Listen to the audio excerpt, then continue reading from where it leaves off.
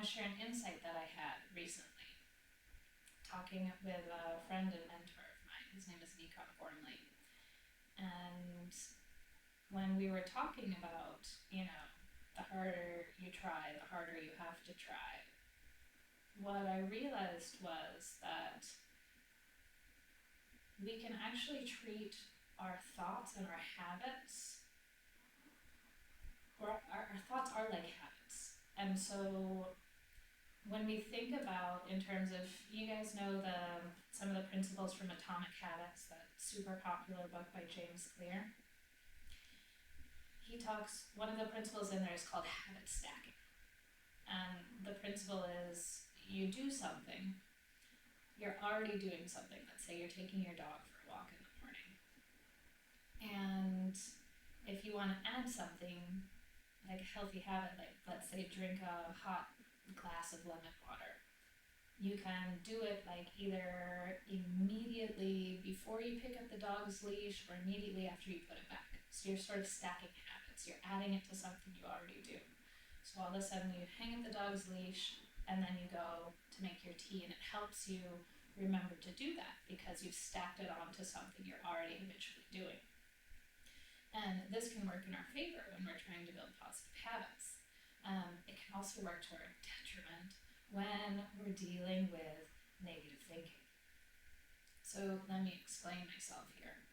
When I have a thought that's like, for example, oh, I'm not good enough to do that project or work with that person, then, with that thought comes a feeling, naturally, like a feeling of, ugh. Now, if I can see that and let that be, I can transcend it. But here's where the stacking comes in. If I see that and go, ugh, and then I have an additional thought that's like, oh, why are you feeling so down and having these thinkings? All of a sudden, I've put another layer on it. I've stacked it with something else.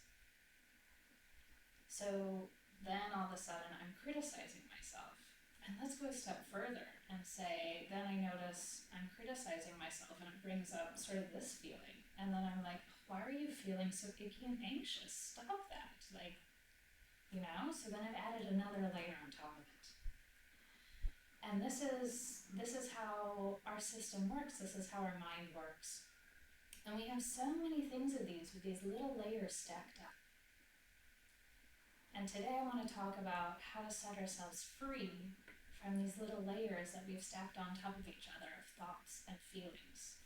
Really innocent thoughts and feelings. Sometimes thoughts and feelings that aren't even our own, but that we've picked up from people around us, that we've learned, that have been passed down generationally. And the best way to get unstuck is through acceptance. As much as we don't want to accept sometimes where we are, as uncomfortable as it can be, and as much comfort as we find in some of that negative self-talk, thinking, oh, if I sort of punish myself a little bit for this in my mind, it's going to keep me from doing it in the future. And we now know, through modern psychology, and especially psychology of raising children, we know that doesn't work. We know that punishment helps for a little bit, helps us react out of fear. But when it comes to making those true heart-led decisions that are good for us, and really in alignment, following our own truth and what feels right, the negative self-talk doesn't work. The judgments don't work. The punishment doesn't work. And the easiest way to let go of these things is to practice those really simple Buddhist principles of observation without judgment. Now, I learned this idea of observation without judgment many, many years ago. And I thought, oh yeah, that sounds nice. But,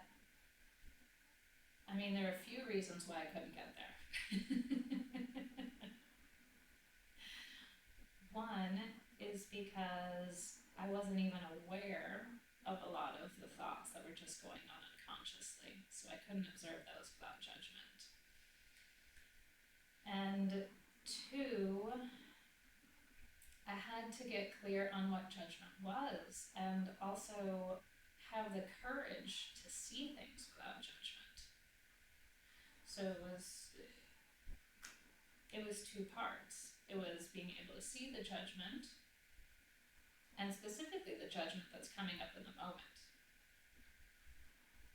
You know, it's the judgment that's coming up in the moment that we need to accept first, not what's underneath it. Maybe what's underneath it. Maybe we can do that in a deep meditation. That can happen. I've seen that happen many times before. But when it comes to day, if something's on your mind, that's the thing that's coming up for you to deal with.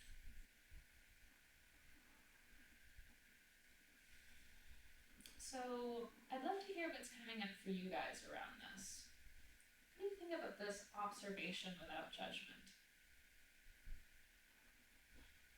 Does it sound simple or hard? Do you have any questions about it?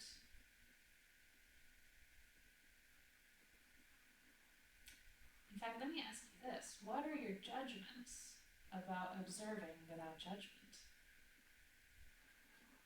Did you have any thoughts that popped up? Like, oh yeah, this is really good. Because even good or bad, those are judgments. And that's okay. Or maybe you have a judgment that judgment is bad. The more awareness we can bring to these things, the more light comes in. I like to think of our awareness as a flashlight. So when you can see something, it's like it just shines light on it. And darkness can't exist in light. And the more you shine on the things within you with your awareness, the more things begin to light up. And the more those tangles begin to loosen and unfold. The more your body begins to speak to you,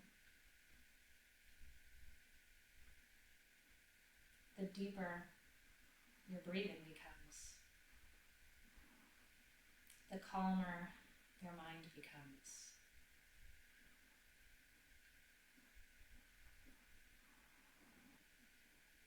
The less you feel that urgency to say or do something, because you know your being is enough.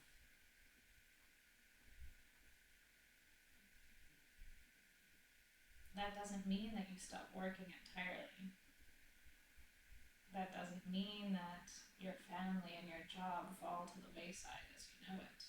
No, it means you start doing the things with them and for them from a place of love and service instead of from a have to, got to, must mentality.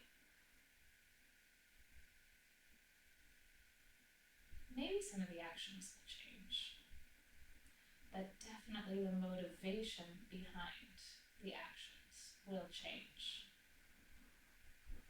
The more you can practice observing,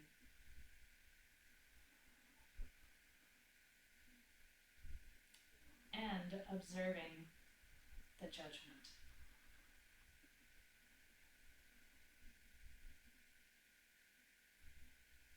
Let's talk about that quickly, because it's not about blocking the judgment out when we talk about observing without judgment. That was a mistake that I made for a long time. Like, oh, I hear a judgment. I gotta run away from that. I gotta push that away. That unfortunately doesn't work either. It's about then taking our observation and observing the judgment.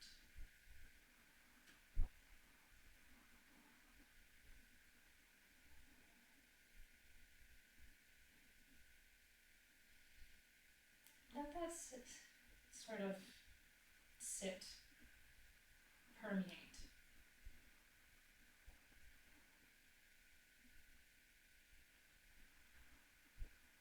And just notice what comes up.